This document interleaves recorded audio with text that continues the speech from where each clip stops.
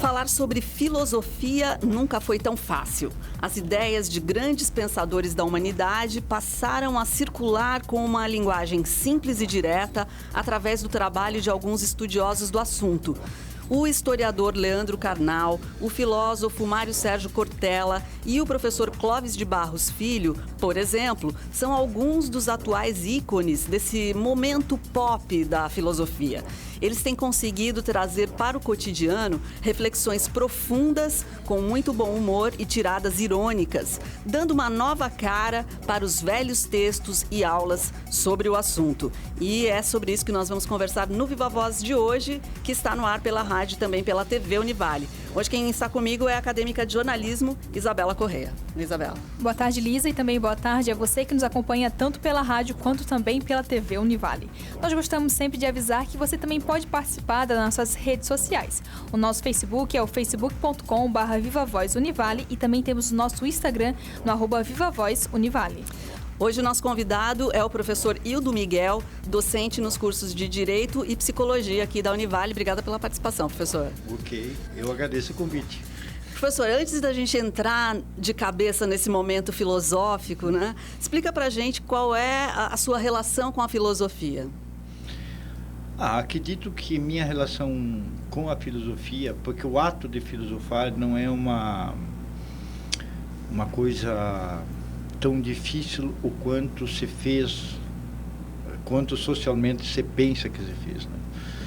Porque o ato de filosofar tem uma coisa muito simples: capacidade de observar, né? Observar ao seu redor, desde a casa, política, economia, ecologia, eu diria observar a vida, né? E eu acho que dentro do ser humano existe uma coisa que todos nós somos filósofos.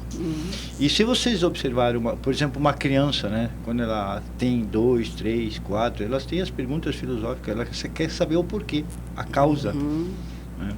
Então essa curiosidade, eu diria natural do ser humano, de conhecer a causa, as causas últimas, os porquê, de onde vimos, quem somos, para onde vem, que são as eternas perguntas, está dentro de nós.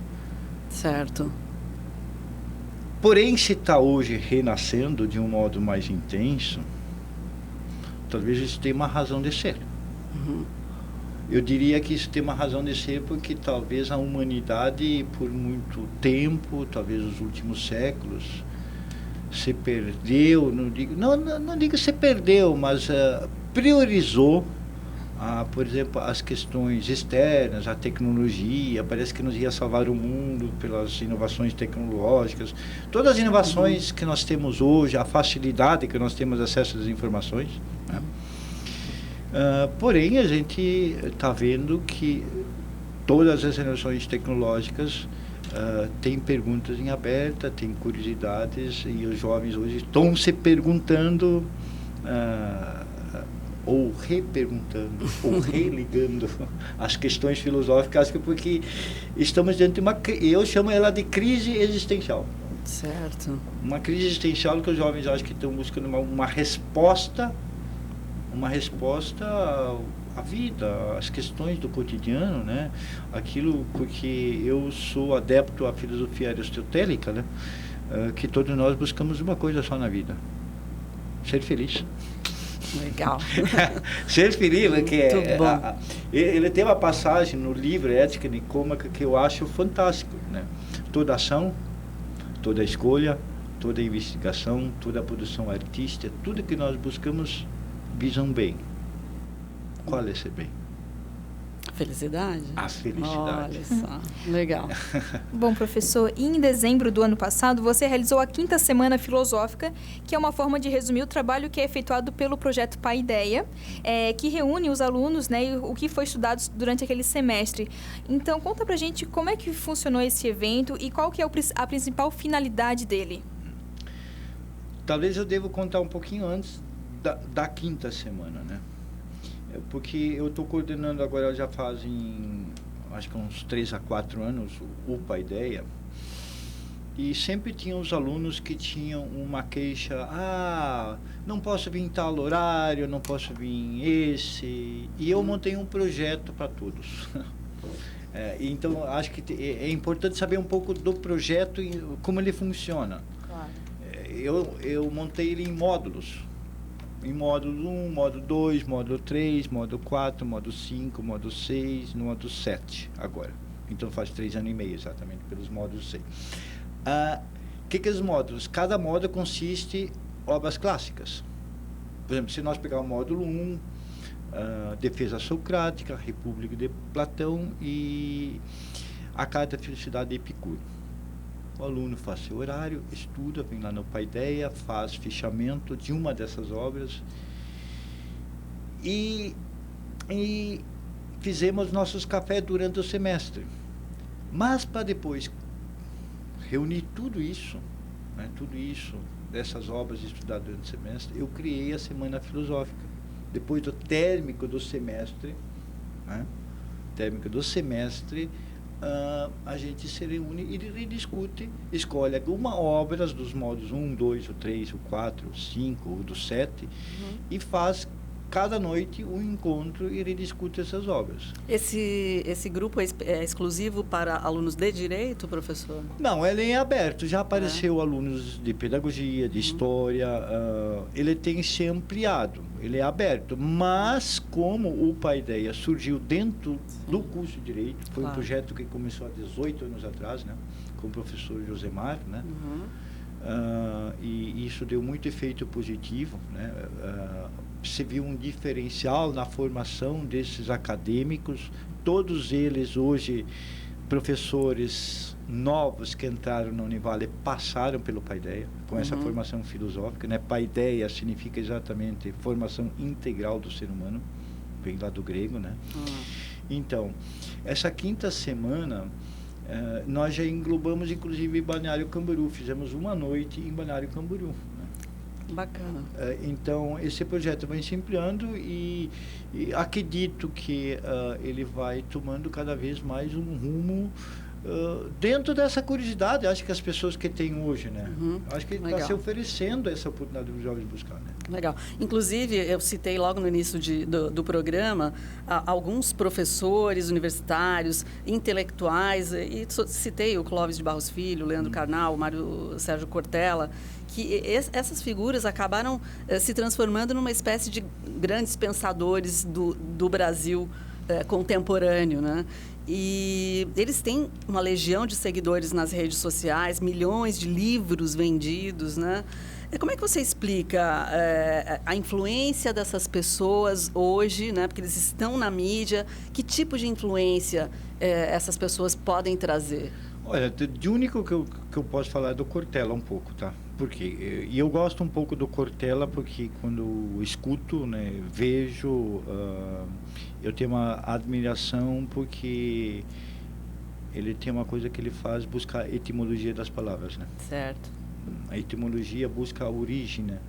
E eu acho que um pouco, quando a gente vai à origem da palavra, ela tem uma expressão mais realística, mais existencial. Dou um exemplo, por exemplo. Se eu vou, por exemplo, pego a palavra emoção. Todo mundo fala, estou emocionado. Mas o que é emoção? Vai lá para o latim, emotium. O motivo da minha ação. O que me leva àquela ação. O que faz, a razão que me leva. Pode ser nem tudo racional, consciente, mas tem algo que me motiva para fazer aquilo. Bacana. Quer dizer, quando a gente busca a palavra na origem, na raiz, ela dá um significado muito mais existencial. E acho que por isso o Cortella, né, ele traz isso de uma forma muito... Ele faz um jogo, né? E eu tenho escutado muitas vezes na rádio, né, de manhã cedo. Eu gosto muito dessa parte, né? Então acho que ele conquistou por ele dar um significado, e quando a gente dá o significado exato da palavra, ela cria emoção dentro das pessoas. Certo. E isso que eu acho que está fazendo efeito. Legal. Que bacana. Bom, e nos projetos que esses filósofos realizam, sejam juntos ou também separados, eles lotam os auditórios com palestras sobre temas como ética, política, religiosidade, felicidade e até morte. Professor, na atual sociedade que a gente vive, qual que é o caminho para debater temas que são tão polêmicos de uma forma consciente e também tolerante?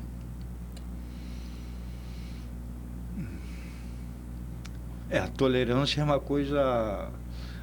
Tem um livro já escrito por John Locke, ele escrevia A Tolerância Religiosa, né? É que hoje nós estamos numa diversidade, eu diria, de temas, né? A diversidade de temas, e eu acho que os jovens estão mais abertos, mas ao mesmo tempo mais abertos, mas eu acho que eles têm muitas informações e o que eles não sabem fazer com elas. Entende? Essas informações acabam... tem uma dificuldade com os jovens, por exemplo, eu trago isso para a sala de aula, tá?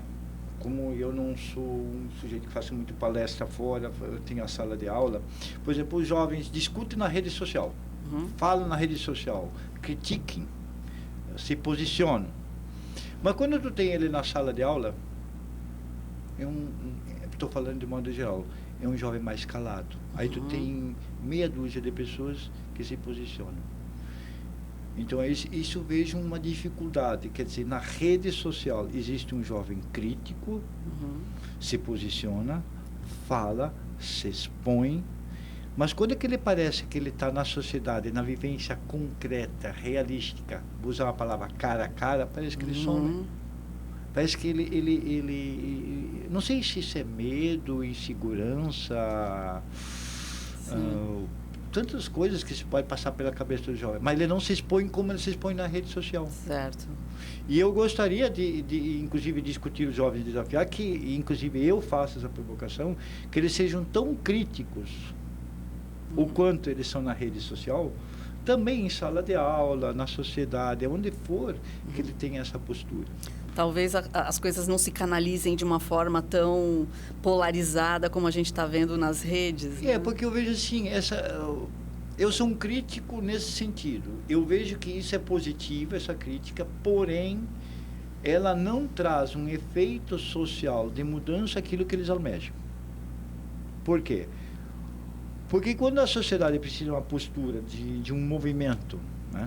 Um movimento força, né? Então, as redes sociais ficam lá, mas está na rede social. Entende? Sim, mas e aí? Qual a força que isso toma? Por exemplo, teve dois movimentos, um a favor do Lula e um contra. Tá. Na rede social chovia. Tá. Mas na rua, qual é a força política que isso tomou? Tanto a favor como contra. Não tem impacto social. Entendi. No sentido de dar ao movimento a força. A crítica existe, concordo, eles são críticos, porém, eu acho que a força política, ela não tem muito efeito. Entendi. Professor, nós vamos fazer um intervalo, precisamos fazer agora um intervalinho, mas já a gente volta a conversar com o professor Hildo Miguel, o assunto aqui é filosofia. Já estamos de volta com o Viva Voz, hoje conversando com o professor Hildo Miguel, estamos falando sobre filosofia. Bom, o Leandro Carnal, ele defende que Hamlet é o anti-Facebook, fazendo um comparativo da felicidade que é mostrada nas redes sociais, que muitas vezes é falsa, contra o que o filósofo defendia, que a felicidade depende de cada pessoa e que isso não precisa ser provado para ninguém. Professor, como que você vê o impacto das redes sociais na vida real das pessoas? Primeiro, quero dizer que eu sou a favor de todas as evoluções tecnológicas, nunca fui contra. O problema não está em si do instrumento Facebook, redes sociais. Não é isso. Porém, todas as inovações tecnológicas, seja as do passado ou de hoje, elas sempre trouxeram alguma mudança. E essa agora, do Facebook e as redes sociais, eu acho que o grande problema onde o jovem não está se dando conta que ele fez uma projeção dentro das redes sociais, se projeta dentro, se idealiza. O que é idealizar? Cria um personagem dele, que seria um personagem perfeito, como Platão diz, um mundo perfeito, ideal. Ele se projeta dentro. E isso cria uma autossabotagem nele. Por que cria uma autossabotagem? Ele idealiza esse mundo perfeito, como você falou, a felicidade, o bem-estar, né? E felicidade, para mim, a felicidade em quem busca ela é porque não tem. Felicidade ou tu tem ou não tem. Quem está buscando porque não tem. Ah, tu pode até um dia encontrar ela, mas e eu nisso volto a Aristóteles. Felicidade é uma escolha exata com a ética da vida. Ninguém consegue se imaginar feliz ou se pensar feliz. Não. Existe uma escolha a ser feita. E essa escolha depende... aí deveria entrar que nós não temos todo esse tempo, nas funções das almas, questão do mundo vegetativo, biológico. Ali já tem mundo biológico, já tem escolhas na alma, sensitiva, vocacional, intelectual, os valores profundos da alma, da ética. Mas voltando ao assunto, então, da projeção, que eu disse antes, que é uma autossabotagem. Por que é uma autossabotagem? Porque o jovem depois se idealiza, espera que esse ser acontece e ele não deixa, ou digo melhor, deixa de fazer as escolhas do dia a dia, né? Do mundo objetivo. Isto, do concreto. E eu vou fazer uma metáfora muito rápida que identifica. O jovem idealizado. O jovem, por exemplo, tinha uma vez um joguinho nas redes sociais, né? Uma coisa que eles criavam uma fazendinha, criavam os bichos, Sim, os animais, as frutas. E eles plantavam de manhã e à tarde já colhiam. Agora, se tu olhar a natureza, se tu plantar um pé de maçã, certo? Aqui, no mundo real, não no mundo virtual, ele precisa de 3 a 4, 5 anos para produzir a maçã realística, real, que depois tu pode comer, que dá prazer, visceral. Enche a barriga. Enche a barriga, visceral. Só que o jovem idealizado, ele não tem mais a paciência histórica de plantar a maçã. Não é esperar, mas ele tem que regar a maçã todos os dias. Cuidar, clima, vento, chuva, poda. Tem que ter um conhecimento. E o conhecimento não é um ato por osmose. É um ato que eu tenho que todos os dias levantar de manhã, quando os passarinhos começam a cantar, fazer essa escolha. E isso é um processo lento, gradual. E para mim, na idealização, o jovem perdeu a paciência e não tem mais, não consegue. Ele acha que ele tem aqui dentro a informação, ele sabe. No celular. No celular. Mas, no fundo, depois ele não consegue mais associar, criar associações, criar o pensamento abstrato, teóricas, né? E aí ele ficou limitado ali. Ele ficou limitado. Então, para mim, hoje...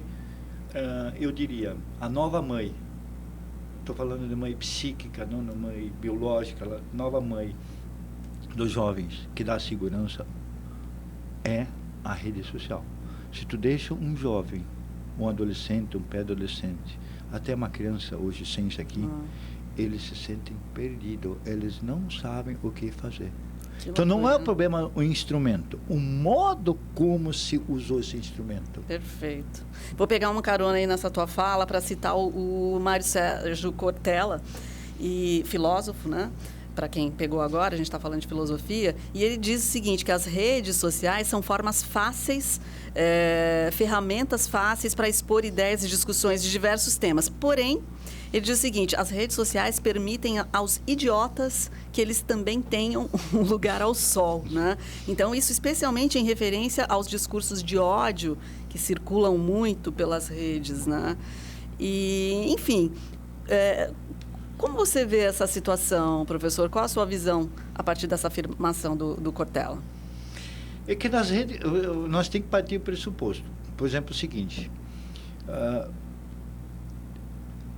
existem milhares de informações, né? Milhões de informações, né? milhões de informações. Os jovens têm acesso a tudo isso. Ele não se pergunta quem escreveu. Se foi um idiota ou não um idiota, se foi Platão, se foi Aristóteles, se foi um médium, um doutor, se foi uma criança. Então, as pessoas, cada dia, vou resumir, cada dia surge uma receita nova de emagrecer. O cara lê, está escrito, é verdade. É porque está na internet, a referência é a internet. Antigamente era o Papa dizia a verdade. Hoje, o que está na internet, para as pessoas se torna uma verdade absoluta. Eles não se perguntem quem pesquisou, de onde ele tirou a informação, qual é o seu fundamento. Ali se perdeu a filosofia. Qual é o fundamento daquela informação? E talvez não se pergunte porque concorda com o que está lendo. Exatamente. Né? Então, tem milhares de receitas. Tanto a receita de emagrecer como uma moda, como coisa. Só que se todas fizessem efeito, não teria nenhuma pessoa com excesso de peso. Seríamos todos elegantes, magros, como a mídia nos apresenta ser, mídia de modo geral, elegante. Mas não funciona assim. Perfeito. Bom, professor, e ano passado a gente teve aqui na cidade um evento chamado República dos Filósofos, que reuniu presenças como Leandro Carnal, Clóvis de Barros Filhos e o Marcelo Tais. No evento, eles falaram sobre diversos assuntos. O Leandro Carnal citou que, ao longo dos séculos, diferentes características humanas vão sendo mais valorizadas. E, na Idade Média, teríamos a força como mais valorizado, após isso a beleza e hoje, então, a inteligência. Você concorda com essa afirmação?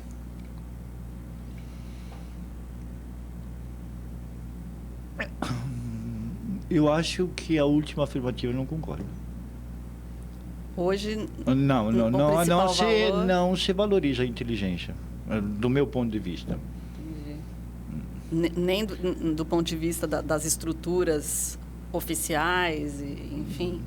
Embora deveria ser, do ponto de vista filosófico profundo, deveria ser valorizar a inteligência. Mas eu acho, na prática, eu acho que não existe. Não é a inteligência, enfim. E o que seria, na sua opinião? Hoje, o que se valoriza hoje, na sociedade, de modo geral, a inutilidade. De modo geral. Tem um filósofo Epicuro que diz: o ser humano faz enorme esforço para alcançar as coisas inúteis. A vida é fácil. As pessoas, por exemplo, elas fazem um esforço para ter o celular número 1. Pagam o que não tem. Não estou dizendo que isso não é importante. Eu também quero ter. Sim. Certo? Porém, eu acho que antes ele deveria se perguntar: bom, como vou me manter para manter isso aqui? Estou falando do aspecto econômico. Claro. Eles podem ter não a melhor cama para descansar, eles não podem ter a melhor comida, eles não podem ter, mas eles têm a melhor tecnologia. Então, para mim, eles valorizam muito mais aquilo que parece ser, se cria, quer dizer, parece que quem tem o melhor celular, quem tem a maior velocidade, quem tem ou antigamente era o melhor carro, não sei, enfim. Esse parece que daí se sente importante. Então, para mim, acho que ainda não vejo o que é a inteligência, né? E acho que a inteligência, se nós conseguirmos valorizar a inteligência, acho que nós fizemos uma revolução social. Olha só.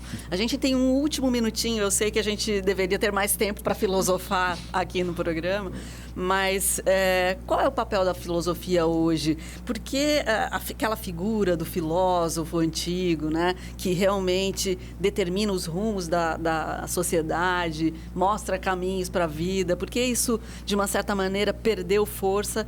E, lógico, a gente está aqui resgatando nesses novos filósofos midiáticos, mas como é que é a sua visão da filosofia hoje na sociedade? Respondo por uma metáfora, acho que é bem ilustrativa. A função da filosofia é o seguinte: cada um tem um óculos, mas não é um óculos no sentido... Mas vamos supor que a função da filosofia é dar um outro óculos que tu nunca usou. Vamos supor que teu óculos é um óculos com lente vermelha. Tu sempre enxergou a realidade avermelhada. O seu óculos, por exemplo, pode ser azul, você vai enxergar um óculos, a realidade é azulada. E assim, amarelada, enfim. Eu acho que a filosofia, em primeira função, é ver que o teu óculos, que tu se enxerga avermelhado, não é a única realidade. Então, primeiro é destituir as verdades absolutas dentro de nós e dar outras informações que você possa enxergar o mundo, a realidade, que eu chamo de um outro óculos. Isso é uma metáfora, claro, né? No sentido, porque quem enxerga o mundo? O mundo como nós enxergamos, na verdade, não é como... Ele é de um jeito, mas nós enxergamos por causa de um óculos. E eu acho que a função principal da filosofia é, primeiro, destituir essas verdades absolutas. E, em segundo, sempre buscar um fundamento último, né? E acho que a função da filosofia é tornar o ser humano feliz. Perfeito. Eu acho que aqui a gente encerra essa nossa conversa com o professor Hildo Miguel, professor aqui dos cursos de Direito e Psicologia aqui da Univale. Veio aqui falar sobre filosofia. Obrigada pela entrevista, professor. Ok, eu que agradeço e espero que eu seria convidado outra vez, né? Claro, temos que ter mais tempo para essas rodas de filosofia. Foi muito rápido. É verdade. Bom, e também agradecemos a você que nos acompanhou em mais o Voz e até o próximo programa. Tchau, tchau.